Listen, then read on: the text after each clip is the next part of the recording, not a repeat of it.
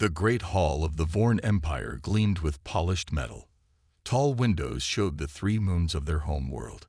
Around a large table sat 12 generals, each with gray skin and 4 eyes that blinked slowly. Admiral Krell stood at the head of the table. His uniform had more medals than the others. "I have found our next conquest," he said, pressing a button. A blue and green planet appeared as a hologram in the center of the table. "This is Earth," Admiral Krell continued. "Our long-range scans show it has water, minerals, and a native species that has not yet mastered space travel." Captain Torm, the youngest officer at the table, leaned forward. "What weapons do they have?" Admiral Krell laughed. "Primitive things. Metal projectiles, chemical explosives, energy weapons that barely work. They have small ships that cannot leave their atmosphere and satellites that do nothing but observe." The generals mumbled to each other, pleased with this news. "They have never met aliens," Admiral Krell added. "They will not expect us. They will not know how to fight us." General Vax, the oldest among them, raised a hand. "What about the Galactic Council? They have rules about first contact." Admiral Krell waved his hand dismissively. "The Council is weak. They talk while we act. By the time they learn what we have done, Earth will already be ours." "This planet has billions of natives," said General Vax, looking at the data. "Even with simple weapons, that many fighters could be trouble." "They are divided into nearly 200 territories," Admiral Krell replied. "They fight each other constantly. They cannot unite against us." Captain Torm stood up. "I volunteer to lead this mission. 5 warships should be enough." Admiral Krell nodded. "Good. You leave tomorrow." In a different part of the galaxy, in a room made of crystal and light, another meeting was happening. The Galactic Council's monitoring station hummed with activity. Beings of many shapes and sizes watched screens that showed the movements of ships throughout the galaxy. Lur, a tall blue being with 6 limbs, noticed something unusual on her screen. "Director," she called out, "the Vorn are moving a battle fleet." The director, an ancient being that looked like a floating cloud of purple gas, moved closer. "Where are they headed?" Lur's fingers moved quickly across her controls. "Based on their trajectory, they are headed to an uncontacted world in the outer regions, a planet called Earth." "Earth." The director expanded slightly, a sign of concern. "That system is marked for non-interference. The species there is still developing. The Vorn have not filed any contact protocols," Lur said. "No permission was requested." The director darkened. "This is troubling. The Vorn know the rules. All first contacts must be peaceful. All new species must be given time to adjust to the knowledge that they are not alone." "Should I alert the Council?" Lur asked. "Yes," the director said, "and prepare my ship. I will go observe personally." On Earth, at a military research base hidden in mountains, Major James Wilson looked at a computer screen with a frown. "Dr. Reed, can you come look at this?" he called. Dr. Olivia Reed, a woman with short gray hair and quick eyes, walked over. "What is it, Major?" "The new satellite array is picking up something strange," Wilson said, pointing at the screen. "These objects are moving too fast and changing direction too suddenly to be asteroids." Dr. Reed adjusted her glasses. "Could be a malfunction. The system is new." "That's what I thought yesterday and the day before," Wilson replied. "But I've checked everything. The system is working perfectly." Dr. Reed looked closer at the data. "These objects, they're slowing down, and they're heading directly toward Earth." Wilson picked up a phone. "I need to report this. Who will believe us?" Dr. Reed asked. "Even I'm not sure I believe it." Wilson dialed a number. "General, this is Major Wilson. We have a situation that requires immediate attention. Something is coming toward Earth, sir, and I don't think it's friendly." As Wilson spoke, far above the Earth, Captain Torm's 5 warships entered the solar system, their engines glowing against the darkness of space. The invasion of Earth had begun. The morning sun rose over New York City, People walked quickly on crowded streets. Car horns honked. Street vendors sold hot dogs and coffee. It was a normal day. In a small apartment, Tom Davis watched the news while eating breakfast. The reporter talked about a strange light seen in the night sky. Scientists say it could be a meteor shower, the reporter said. But some people claim it moved in ways that meteors don't. Tom laughed and turned off the TV. Aliens, he said to himself. People always think it's aliens. He grabbed his bag and left for work, not knowing how right those people were. At the military research facility, Major Wilson hadn't slept. He stared at screens showing the strange objects now clearly in orbit around Earth. They've stopped moving, he told Dr. Reed, who brought him coffee. They're just waiting. Dr. Reed nodded. The President has been informed. Yes, and the Joint Chiefs. But what do we tell the public? That aliens might be here. There would be panic. The phone rang. Wilson answered it. Sir, yes, they're still there. No change in wait. Wilson's eyes widened. Something's happening. Small objects are leaving the larger ones. They're heading toward Earth. Captain Torm stood on the bridge of his command ship. Earth filled the main screen. What a blue world, he said. So much water to control. His second-in-command approached. The scout ships are ready, Captain. Send them, Torm ordered. I want to see how these humans react when they realize they're not alone. 5 small ships left the Vorn fleet. They headed toward major cities on Earth. Also, send the message, Torm added. Let's see if they're smart enough to understand it. In London, a family visited the zoo. In Moscow, workers built a new building. In Rio, people danced at a street festival. In Tokyo, students took tests. In Cairo, merchants sold goods at a market. Then, everything stopped. Every television, radio, phone, and computer on Earth played the same message. It was a strange language no one understood. Then it changed to English. People of Earth, we are the Vorn Empire. Your planet is now under our control. Surrender your leaders and resources, or face destruction. You have 1 hour to decide. In Washington, D.C., the president sat in a room with military leaders. What are our options? She asked. General Thompson spread his hands. Madam President, we don't know what we're facing. We've never prepared for this. What about the experimental defense systems? The president asked. The ones Major Wilson's team has been working on. They're not ready, General Thompson said. They've never been tested against, whatever these things are. The president stood up.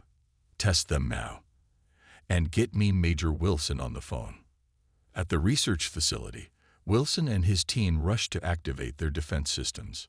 The satellite array was designed to track asteroids. Dr. Reed explained to the soldiers who had arrived to help. But we can use it to target these alien ships. Wilson pointed to a large dish antenna. And this was supposed to be for deep space communication, but we can modify it to disrupt their signals. A soldier looked doubtful. Can these things really stop alien spaceships? Wilson checked his watch. We have 50 minutes to find out. On the Galactic Council observation ship, Lur watched the Vorn invasion with horror. They sent an ultimatum, she told the director. They're breaking every rule of first contact. The director's cloud form darkened. The humans must be terrified. Lur checked her screens. Actually, they're not just afraid. They're preparing to fight back. With their technology, the director asked. They cannot hope to win. They don't know that, Lur said. Look at these communications we're intercepting. Their military bases are activating. Their leaders are working together. They're not surrendering. The director moved closer to the screen. Interesting. Most species at this development stage would give in, hoping for mercy. Not these humans, Lur said. They're going to fight. In New York, Tom Davis stood in the street with thousands of others. Looking up at the sky, a small ship, clearly not from Earth, hovered above the city. I can't believe it's actually aliens, a woman next to him said. "What do you think they want?"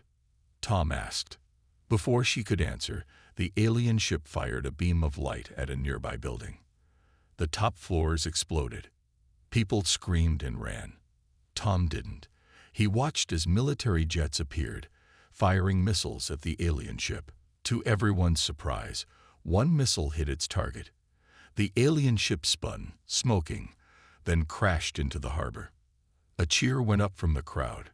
Tom felt a strange pride. Humans might be outmatched, but they weren't giving up. The battle for Earth had begun. Captain Torm stared at the screen in disbelief. One of his scout ships had been damaged by Earth weapons. This was not supposed to happen. "How is this possible?" he demanded. "Their weapons are primitive." His second-in-command checked the data. "It seems they got lucky, Captain. One missile hit a weak spot on our scout ship." Torm pounded his fist on the control panel. "No more scouts. Prepare the main attack ships. We will show these humans real power." At the United Nations in New York, emergency meetings were happening. Leaders from around the world joined by video. The room was tense.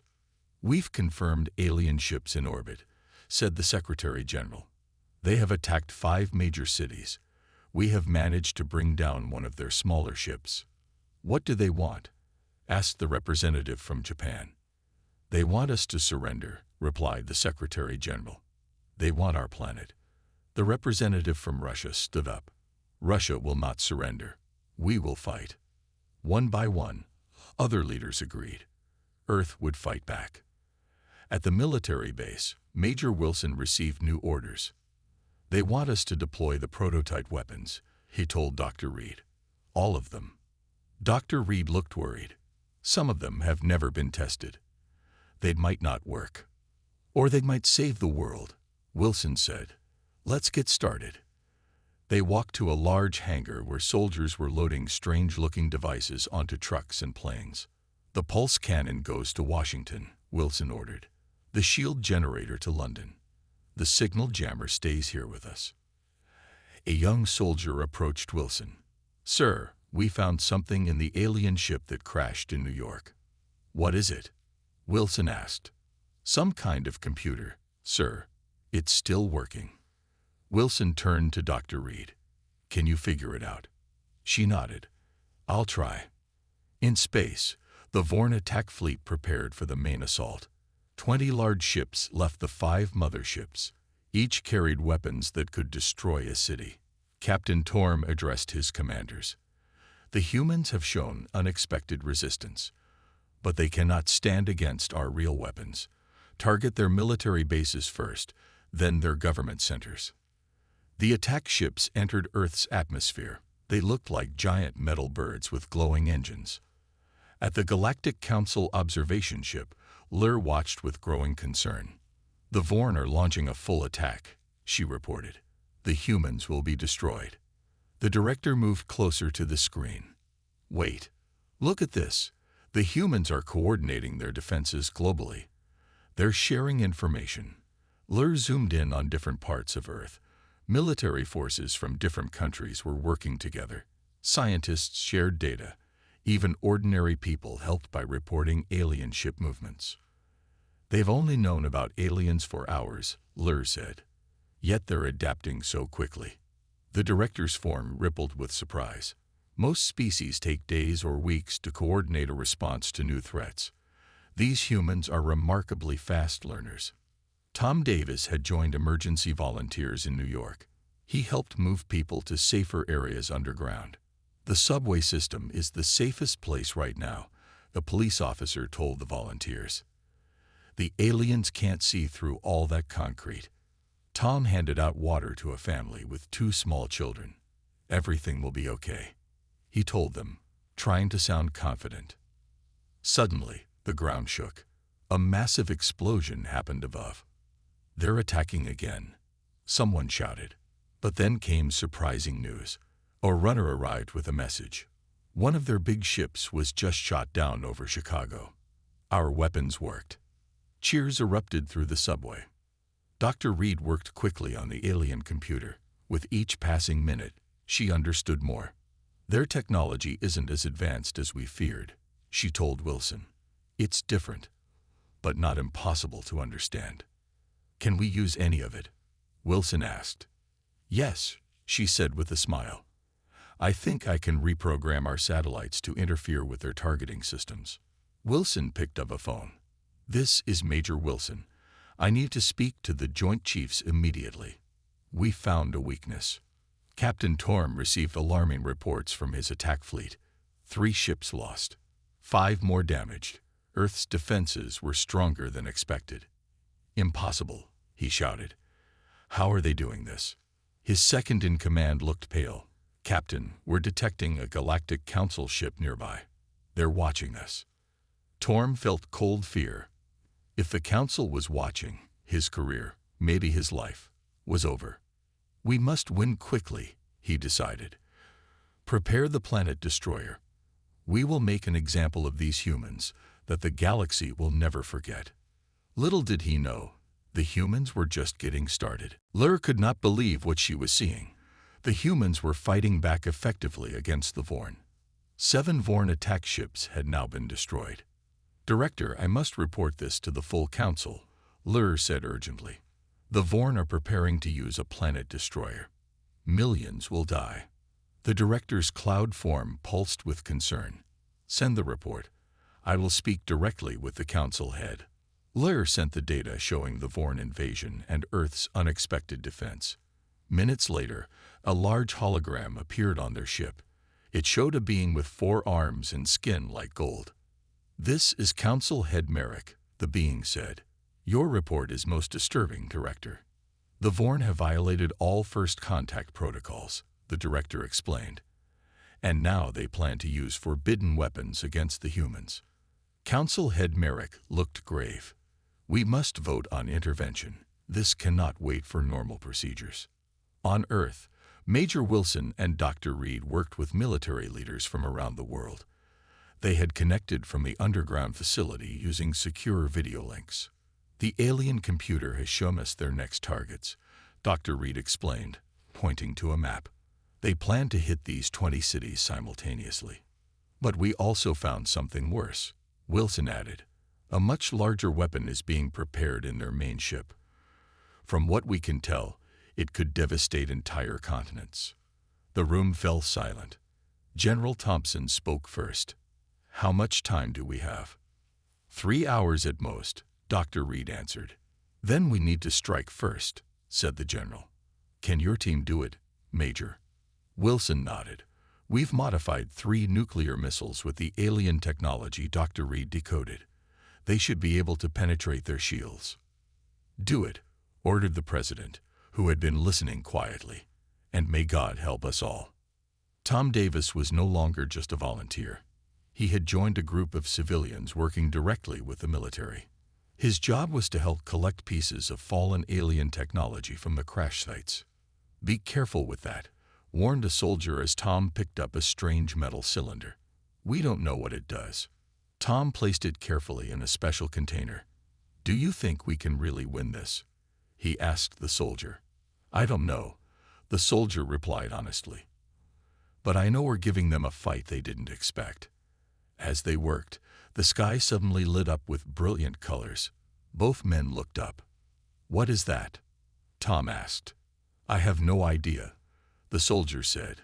But it's not one of ours, and it doesn't look like the Vorn either. Captain Torm watched with growing panic as new ships appeared near Earth. These weren't human ships. They were Galactic Council vessels. We're being hailed by the Council flagship, his communications officer reported. Ignore it, Torm ordered. Prepare the planet destroyer now. We will finish this before they can stop us. But Captain, his second-in-command protested, attacking with the Council present is. I will not lose to primitive humans. Torm shouted. Fire when ready. On the Galactic Council flagship, Council Head Merrick addressed his officers. The Vorn are ignoring our communications, an officer reported. Then we must act, Merrick decided. Disable their weapon systems, but do not destroy their ships. We want no more bloodshed. As he spoke, the Council's sensors detected something new. "Sir, 3 missiles are approaching the Vorn command ship from Earth," an officer called out. "They're moving faster than should be possible with Earth technology." Merrick watched the screen with interest. "Let them pass. Let us see what these humans can do." Dr. Reed held her breath as she watched the trajectory of their modified missiles. The largest Vorn ship was preparing its planet destroyer. They had only one chance. "The missiles have reached space," a technician announced. "The Vorn ships are trying to shoot them down." Wilson gripped the edge of the table. "Come on, come on." Suddenly, the room erupted in cheers. On the screen, they saw one of the missiles hit the Vorn command ship directly. A massive explosion followed. "We did it," Wilson shouted. Dr. Reed wasn't celebrating yet. "Look," she pointed at the screen. "More ships have arrived, but they're not attacking."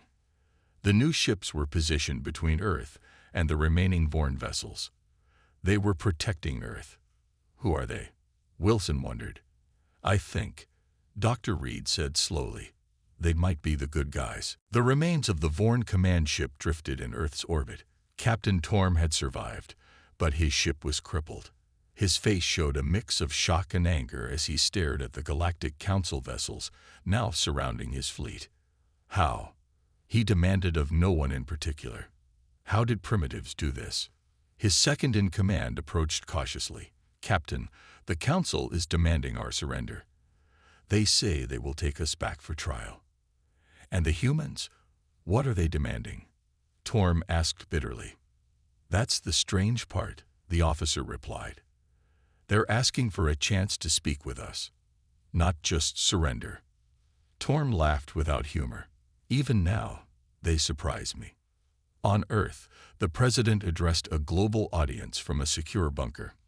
"People of Earth, today we faced our greatest challenge. An alien force attempted to conquer our world. Through courage, unity, and ingenuity, we have defended ourselves." Screens showed damaged cities, but also triumphant military personnel and civilians working together to help the injured. "And now," the president continued, "we have learned that other alien species have arrived. Unlike the Vorn, they come in peace. They call themselves the Galactic Council."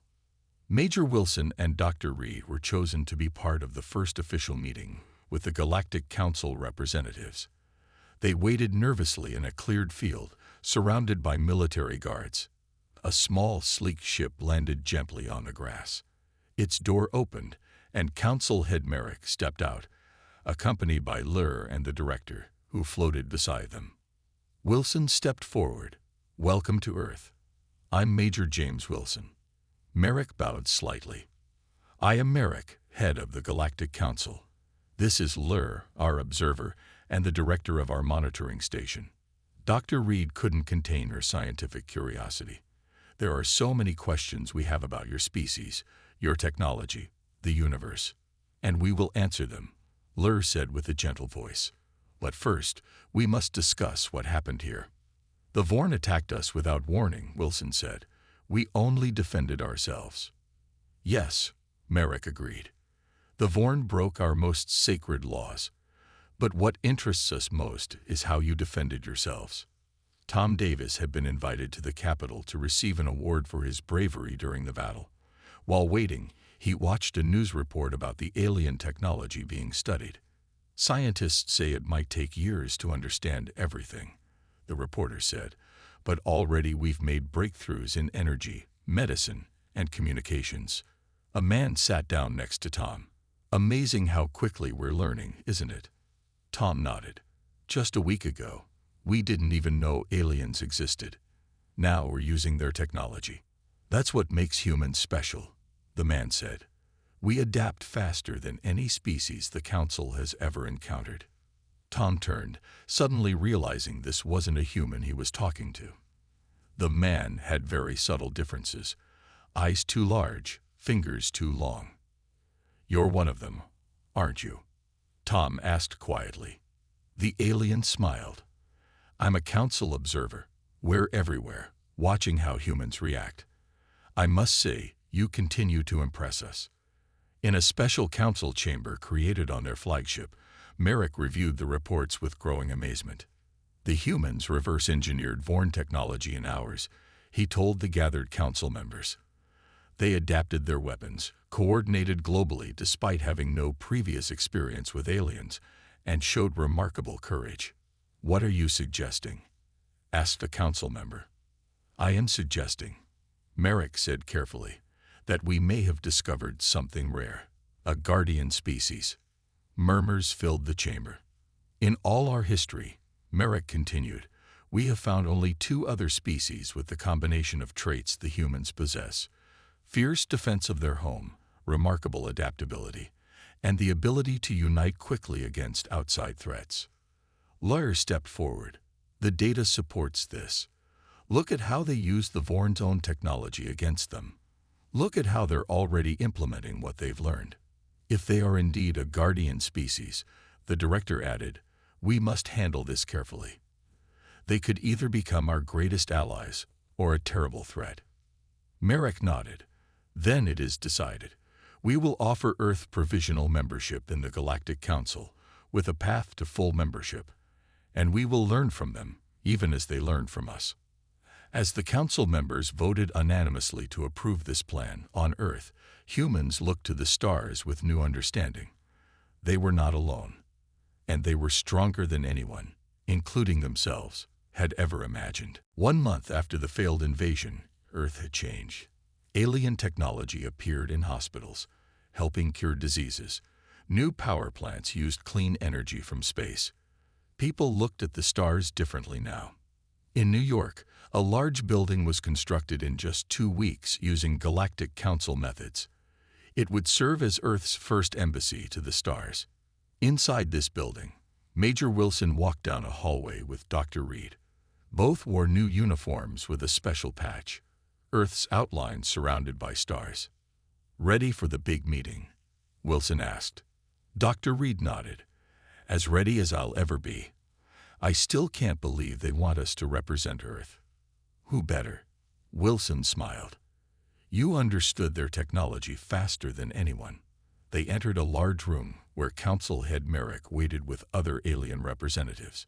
Captain Torm stood to one side, under guard. "Welcome, friends," Merrick said warmly. "Today marks an important day for Earth and the Galactic Council." Wilson nodded respectfully. "We're honored to be here." "Before we begin," Merrick continued, "Captain Torm has requested to speak." All eyes turned to the Vorn captain. His once proud uniform was now plain. His 4 eyes looked tired. "People of Earth," Torm began, "I came to conquer your world. I thought you were weak. I was wrong." He paused. "My actions brought shame to the Vorn Empire. I offer my sincere apology." Wilson stepped forward. "We accept your apology, Captain. War brings out the worst in everyone, but it can also reveal strengths we didn't know we had." Merrick seemed pleased by this exchange. "This is why we have brought you here today. The full council has voted on Earth's status." A large screen activated, showing hundreds of alien representatives in a grand chamber. "For thousands of years," Merrick explained, "the Galactic Council has recognized certain species as having special qualities. The rarest designation is that of a guardian species, those naturally inclined to protect, defend, and preserve." Lur stepped forward. "In all our history, only 2 other species have earned this title. Today, we officially recognize humans as the 3rd guardian species in the galaxy." Dr. Reed's eyes widened. "What does this mean exactly?" "It means," the director's cloud form pulsed gently, "that humans have proven themselves to be uniquely qualified to help maintain peace in the galaxy. Your adaptability is unmatched," Lur added. "You integrated Vorn technology in days, not years. You united despite your differences. You fought with remarkable creativity. And most importantly," Merrick said, "when victory was yours, you chose to talk instead of destroy your enemy completely." Tom Davis, who had been invited as a civilian representative, spoke up from his seat. "We're just regular people who didn't want our home taken from us." "That modesty," Merrick smiled, "is part of what makes your species special. The large screen showed scenes from the battle. Humans helping each other, soldiers protecting civilians, scientists working day and night to understand alien technology. The Council has prepared a formal agreement, Merrick announced. Earth will receive protection status while you develop further. You will have access to certain technologies and knowledge, and representatives from Earth will join the Guardian Council. What's the Guardian Council? Wilson asked. A special group that helps resolve conflicts throughout the galaxy, Lyra explained. Your perspective will be invaluable. Dr. Reed looked thoughtful. And the Vorn? What happens to them? The Vorn Empire will face sanctions, Merrick said. They must pay reparations to Earth. But thanks to your willingness to forgive, they will not be excluded from the galactic community. Captain Torm bowed his head in gratitude. There is one more thing, Merrick added. We have created a new protocol for first contact situations based on what happened here. It will be called the Earth Directive in your honor. Wilson looked surprised. What does it say? Merrick's face showed something like a smile. In simple terms, never underestimate a species just because they seem less advanced, especially if that species is willing to fight for their home. As the meeting continued outside the embassy, people from around the world gathered to watch the historic moment on large screens. Children pointed at the stars. Adults wondered what adventures awaited. Earth had faced its greatest challenge and emerged stronger than ever. And the galaxy would never be the same. 6 months after the Vorn invasion, Earth had become a center of attention in the galaxy. The Grand Council chamber on the Galactic Council's homeworld buzzed with activity. Representatives from over 500 planets gathered to witness a historic event. Today, announced Council Head Merrick, we welcome Earth's first official ambassadors to the Galactic Council. Major Wilson, now Ambassador Wilson, walked into the chamber with Dr. Reed and Tom Davis. They wore formal Earth uniforms with the new symbol of Earth, the blue planet surrounded by protective stars. The chamber filled with a sound like gentle rain. It was the Council's way of applauding. Wilson stepped to the central platform. On behalf of Earth, we thank you for this honor. 6 months ago, we didn't know we weren't alone in the universe. Today, we stand among the stars as friends and partners. Back on Earth, people watched the ceremony on screens in homes, schools, and public squares. Children learned about alien species in school. Universities offered new courses on galactic history.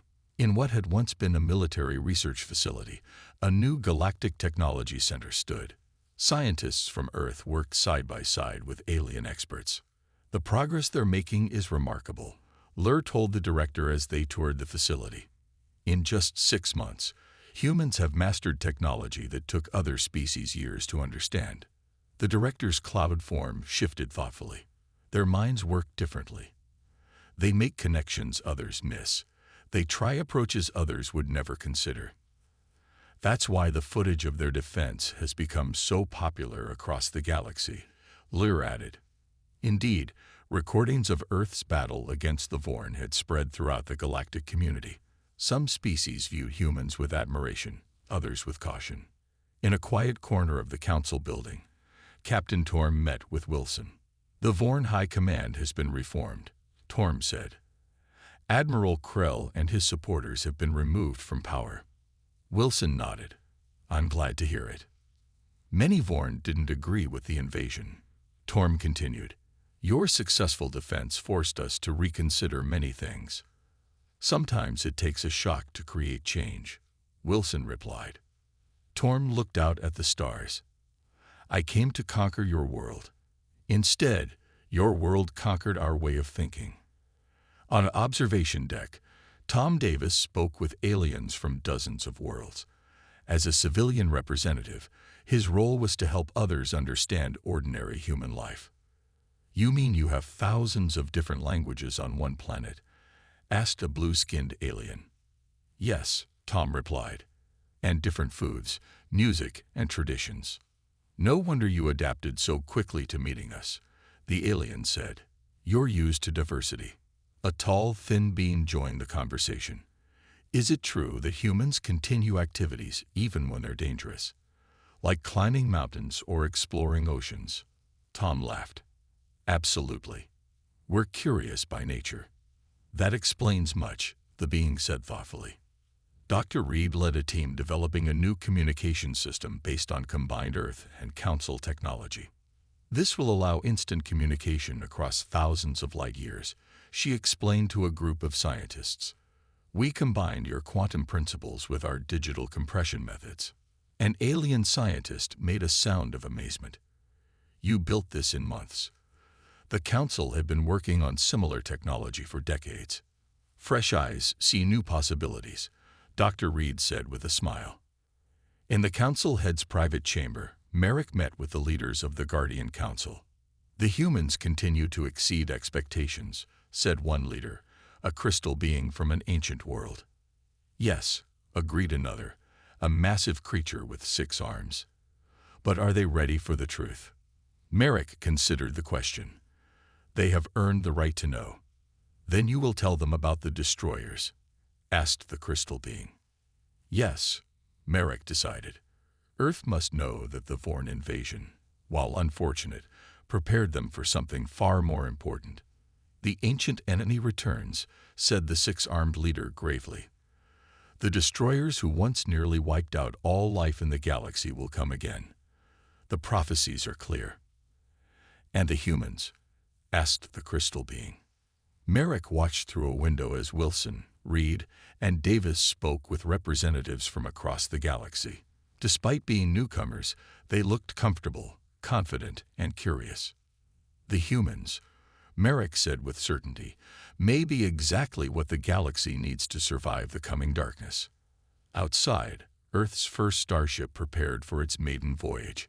Named Unity, it carried a crew of humans and council advisors. Its mission, to explore their new galactic neighborhood and establish Earth as a respected member of the interstellar community. A new chapter had begun, not just for Earth, but for the entire galaxy.